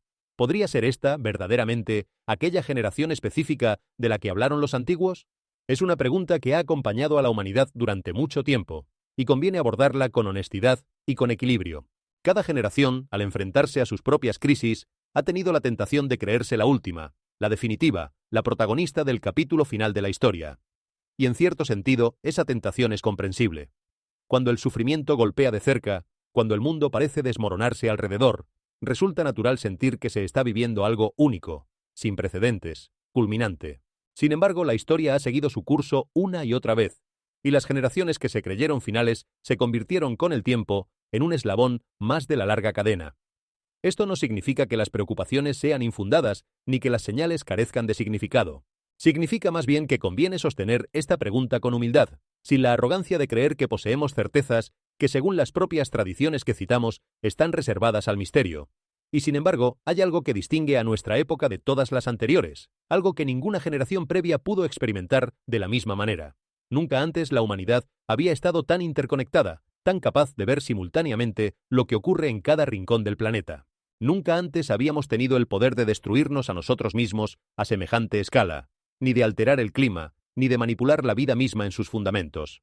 Nunca antes tantos elementos que la tradición asociaba con tiempos significativos parecieron converger de manera tan simultánea. Estas particularidades no demuestran nada de forma concluyente, pero sí explican por qué tantas personas, incluso las más racionales y mesuradas, sienten que nuestro momento tiene algo genuinamente distinto, algo que merece atención y reflexión más allá del simple alarmismo. Quizá la actitud más sabia frente a esta pregunta no sea intentar responderla con certeza, sino dejar que nos transforme. Porque, en última instancia, lo verdaderamente importante no es saber si somos o no la generación final de la historia. Lo verdaderamente importante es cómo vivimos a la luz de esa posibilidad. Si la sola pregunta nos empuja a ser más conscientes, más despiertos, más comprometidos con lo que importa, más generosos con quienes nos rodean, entonces habrá cumplido su propósito, sea cual sea la respuesta. Y si, por el contrario, la ignoramos por completo, si seguimos adelante sin permitir que nos toque en absoluto, entonces habremos desperdiciado la oportunidad que nos ofrece, independientemente de cuándo llegue verdaderamente el desenlace. La pregunta, en el fondo, no está tan orientada a satisfacer nuestra curiosidad sobre el futuro como a despertar nuestra responsabilidad en el presente.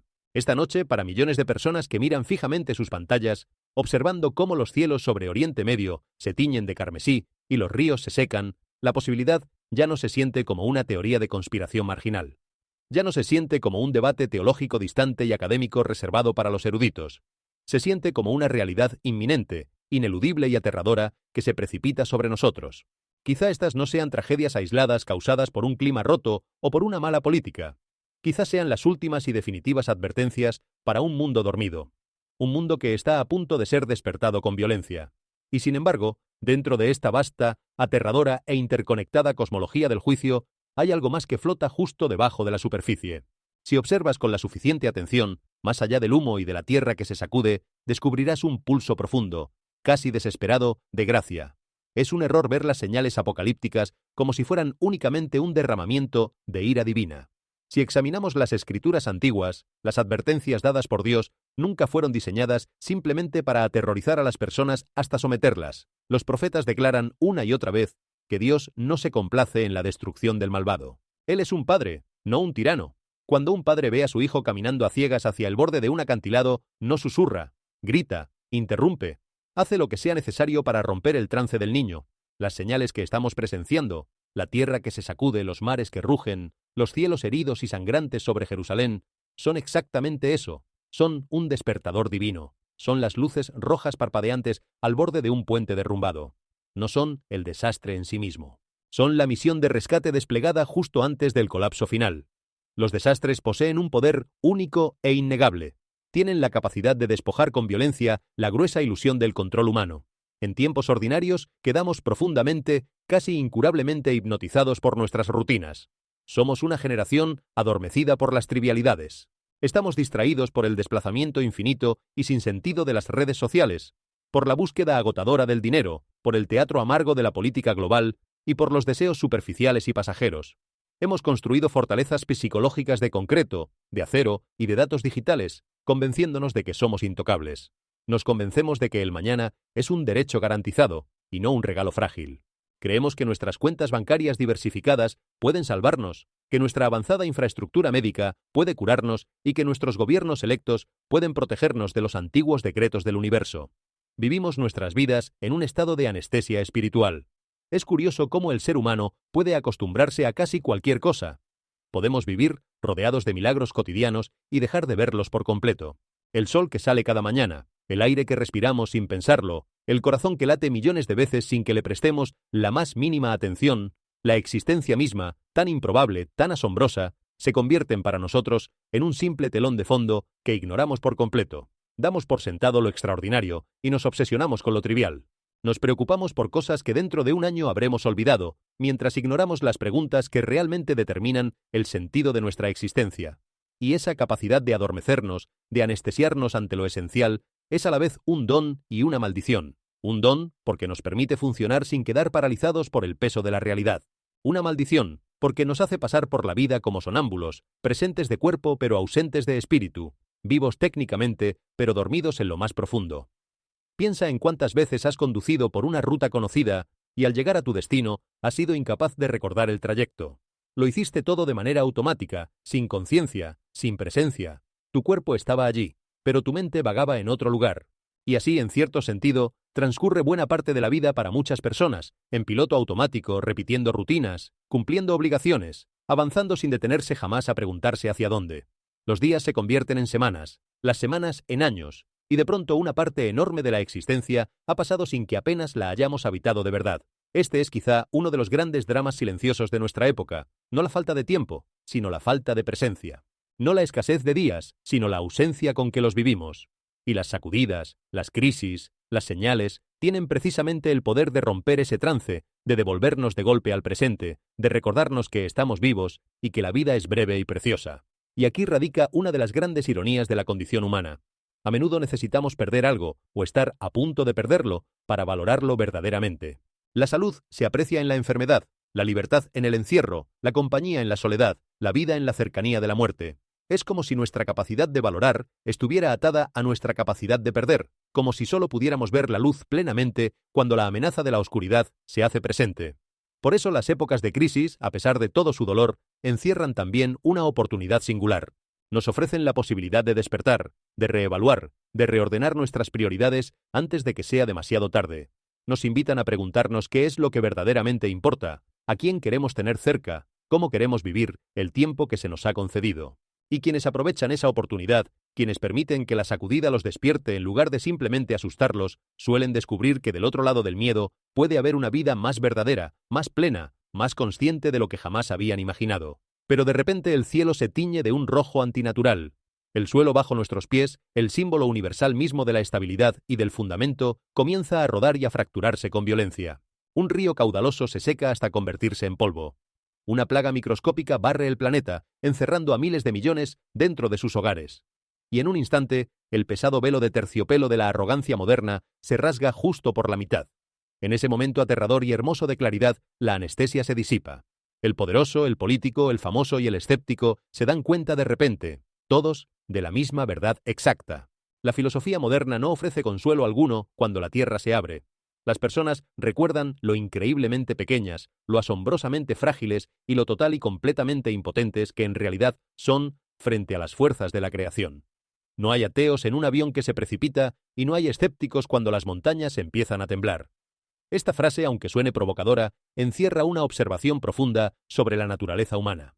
En la comodidad, en la seguridad, en la abundancia, resulta fácil apartar de la mente las preguntas últimas de la existencia. Cuando todo funciona, cuando la vida transcurre sin sobresaltos, cuando el suelo permanece firme y el futuro parece garantizado, el ser humano tiende a llenar sus días con lo inmediato y a posponer indefinidamente lo trascendente. ¿Para qué preguntarse por el sentido de la vida cuando la vida marcha bien? ¿Para qué pensar en la muerte cuando la muerte parece lejana? Pero basta un instante de crisis, un segundo de peligro real, para que toda esa arquitectura de distracciones se derrumbe. Cuando el avión se sacude y comienza a caer, cuando el diagnóstico médico es grave, cuando la tierra tiembla bajo los pies, las prioridades se reorganizan en una fracción de segundo. De repente lo que parecía tan importante, el dinero, el estatus, las pequeñas rivalidades cotidianas, se revela como lo que verdaderamente es, trivial, pasajero, insignificante. Y lo que habíamos enterrado bajo capas de ocupación y de ruido, las preguntas sobre quiénes somos, sobre qué hay más allá, sobre si nuestra vida ha tenido algún propósito, emerge con una urgencia irresistible. No se trata de defender el miedo como método, ni de sugerir que el terror sea la mejor manera de acercarse a las grandes preguntas. Al contrario, lo ideal sería llegar a esas preguntas desde la serenidad, desde la reflexión pausada, desde el amor, y no desde el pánico. Pero la realidad es que muchos seres humanos solo se detienen a mirar hacia adentro cuando algo los obliga a hacerlo, cuando una sacudida rompe la inercia de lo cotidiano. Y en ese sentido, las crisis, por dolorosas que sean, cumplen una función que difícilmente cumpliría cualquier otra cosa. Despiertan, sacuden, recuerdan, nos devuelven, aunque sea por un instante, a la conciencia de nuestra propia fragilidad, de nuestra propia mortalidad, de nuestra propia pequeñez frente a las fuerzas inmensas que nos rodean. Y esa conciencia, lejos de ser deprimente, puede convertirse en el punto de partida de una vida más honesta, más profunda, más despierta. Piensa en cuántas personas, tras atravesar una experiencia límite, describen ese momento como un antes y un después en su existencia. Sobrevivientes de accidentes, de enfermedades graves, de catástrofes, hablan una y otra vez de cómo aquella experiencia transformó por completo su manera de ver la vida, de cómo dejaron de dar por sentado lo que antes ignoraban, de cómo aprendieron a valorar cada amanecer, cada abrazo, cada momento con las personas que aman, de cómo abandonaron rencores que habían cargado durante años y de cómo persiguieron por fin aquello que verdaderamente les importaba. La cercanía de la pérdida les enseñó el valor de lo que tenían. Y quizá ese sea, en el fondo, uno de los sentidos más profundos que pueden extraerse de todo lo que estamos contemplando. No un llamado al miedo paralizante, sino una invitación a despertar antes de que sea la crisis quien nos despierte, a valorar lo que tenemos mientras lo tenemos, a poner en orden lo esencial mientras aún hay tiempo, a vivir despiertos, en lugar de esperar a que una sacudida nos obligue a abrir los ojos. Estas señales que van en aumento, por lo tanto, no son solo actos de juicio, son una invitación urgente y misericordiosa, son un último llamado atronador del Creador, resonando a través de los continentes, urgiendo a la humanidad a despertar de su letargo fatal, a arrepentirse y a regresar a casa antes de que la secuencia profética alcance su conclusión absoluta e inevitable. Hay algo profundamente conmovedor en entender las señales de esta manera, no como amenazas de un juez implacable, sino como los gritos de un padre desesperado por salvar a su hijo. Imagina la escena. Un niño pequeño corre distraído hacia una calle transitada, sin ver el peligro que se aproxima. ¿Qué hace el padre en ese instante? ¿Se queda callado por respetar la libertad del niño? ¿Susurra suavemente para no incomodarlo? No. El padre grita con toda la fuerza de sus pulmones. Corre. Agita los brazos. Hace todo lo que está a su alcance, por drástico que parezca, para detener al niño antes de que sea demasiado tarde. Y si en su desesperación llega a asustar al pequeño, si su grito lo hace llorar, ese susto y ese llanto no son un castigo, son un acto de amor. Son la prueba de que a alguien le importa lo suficiente como para interrumpir con violencia el rumbo hacia el desastre.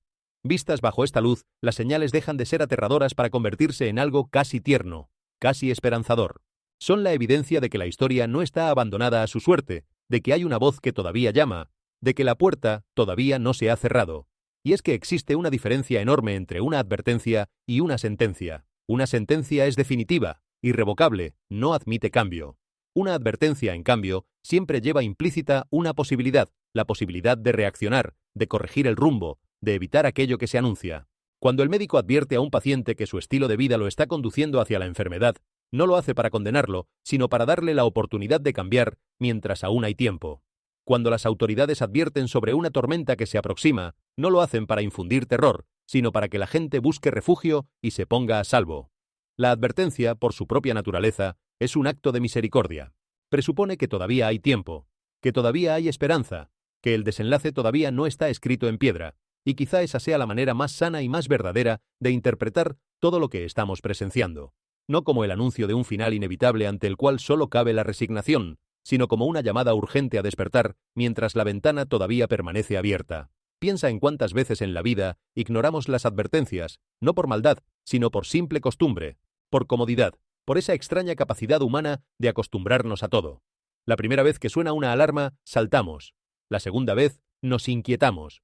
Pero si la alarma suena una y otra vez sin que ocurra la catástrofe, poco a poco dejamos de escucharla, la incorporamos al ruido de fondo, la ignoramos por completo.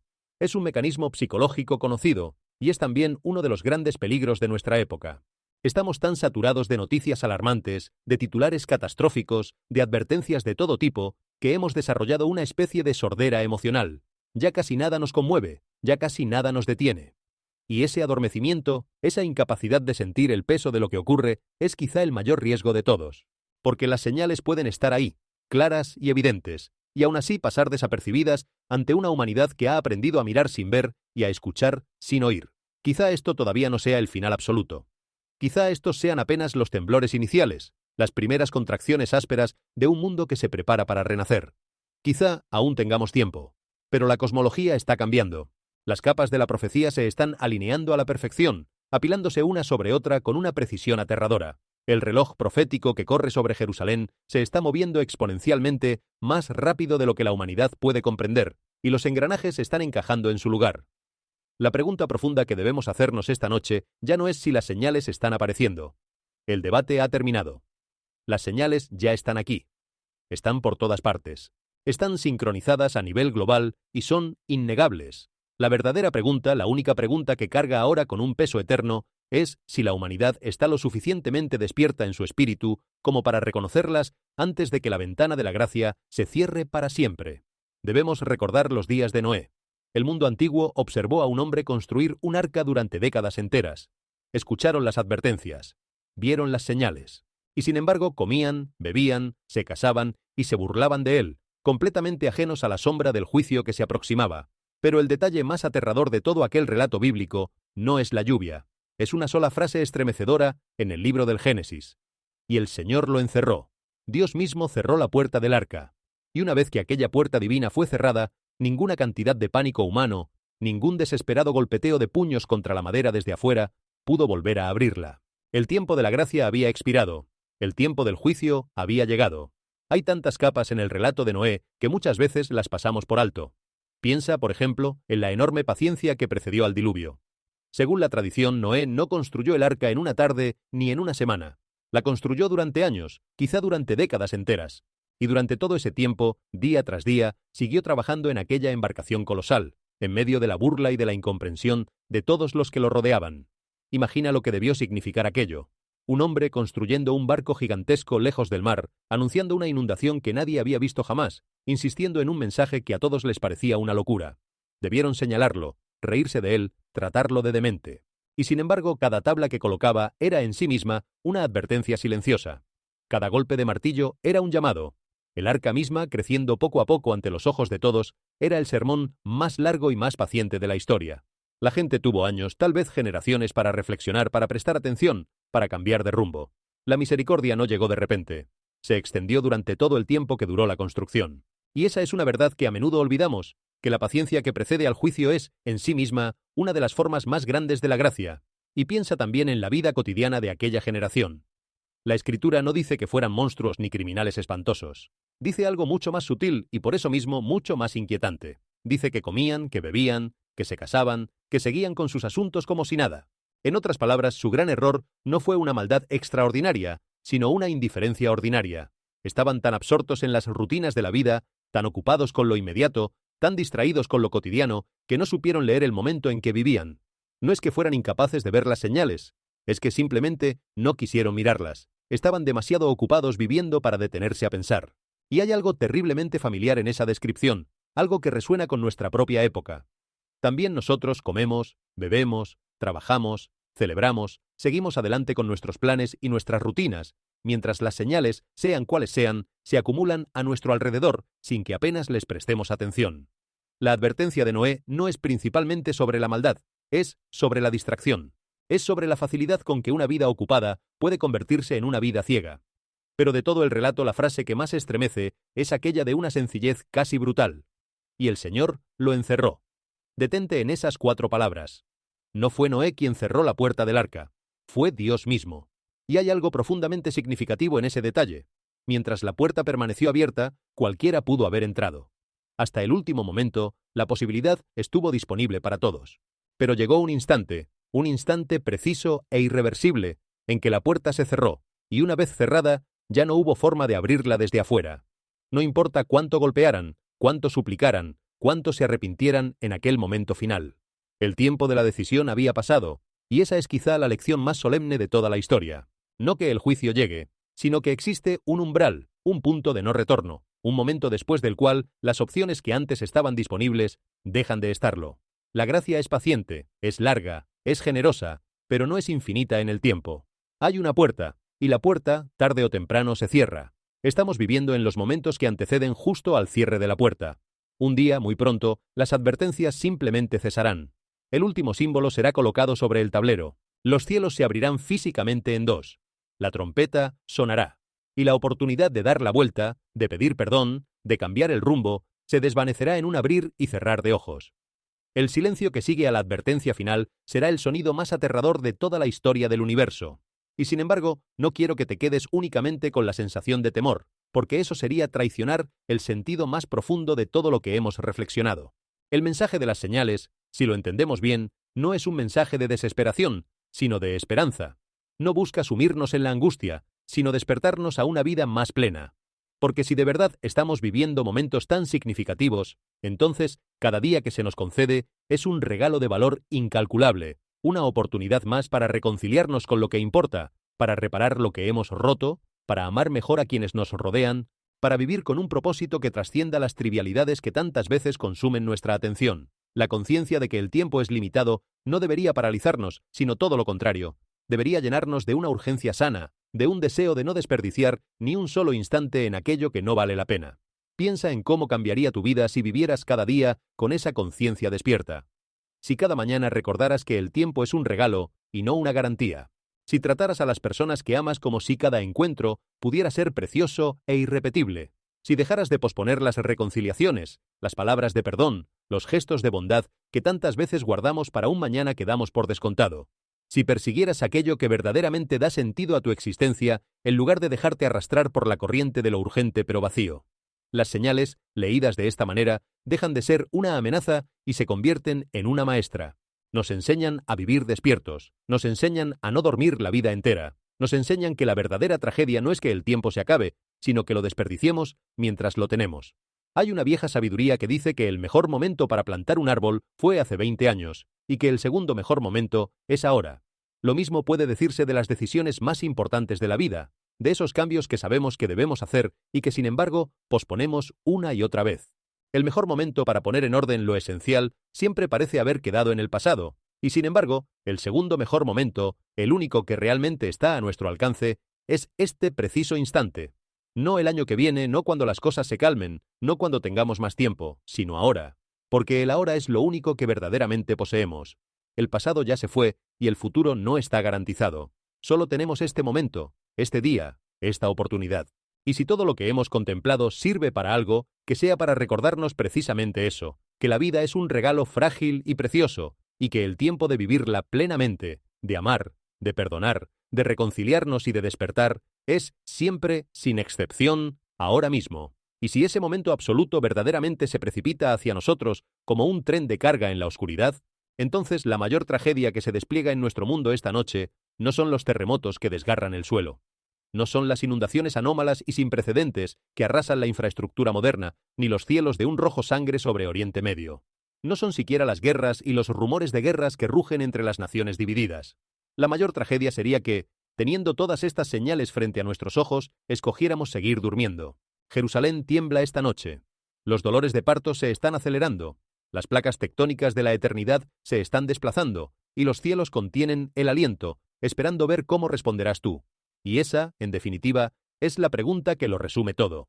No qué harán los gobiernos, ni cómo se resolverán los conflictos, ni cuándo llegará exactamente el gran desenlace de la historia. La pregunta que verdaderamente importa, la única que está por completo en tus manos, es cómo responderás tú. Porque, al final, cada uno de nosotros solo puede responder por sí mismo. Podemos observar el mundo, analizar las señales, debatir las interpretaciones, pero cuando el ruido se apaga y nos quedamos a solas con nuestros propios pensamientos, la única cuenta que cada quien deberá rendir es la de su propia vida. ¿Estamos viviendo despiertos o dormidos? ¿Estamos sembrando luz o sumándonos a la oscuridad? ¿Estamos aprovechando el tiempo que se nos ha concedido o dejándolo escurrir entre distracciones que no dejarán huella alguna? Estas preguntas no dependen de lo que suceda en Jerusalén ni en ningún otro rincón del planeta. Dependen de ti, de mí, de cada corazón que las escuche. Tal vez todo lo que hemos contemplado a lo largo de esta reflexión no tenga como propósito último asustarnos ni fascinarnos, sino simplemente devolvernos a esa pregunta esencial. Tal vez las señales, sean cuales sean su origen y su significado, cumplan su verdadera función no cuando nos hacen temblar de miedo, sino cuando nos hacen despertar de nuestro letargo. Porque de nada serviría descifrar todos los misterios del cielo y de la tierra si, al hacerlo, olvidáramos vivir. De nada serviría anticipar cada acontecimiento futuro si dejáramos pasar, sin vivirlo de verdad, el único momento que realmente poseemos, que es el presente. Y por eso, más allá de todas las teorías, más allá de todos los debates, la invitación que emerge de todo esto es sencilla y a la vez profundamente transformadora. Vive despierto, ama sin demora, perdona mientras puedas. Reconcíliate hoy y no mañana, y no dejes que la vida, ese regalo frágil e irrepetible, transcurra ante tus ojos sin que la hayas habitado con todo tu ser. Gracias por acompañarnos hasta el final de este video. Si esta historia te hizo reflexionar, no olvides dar tu like, compartir y suscribirte al canal para quedarte con nosotros de cara a las próximas revelaciones.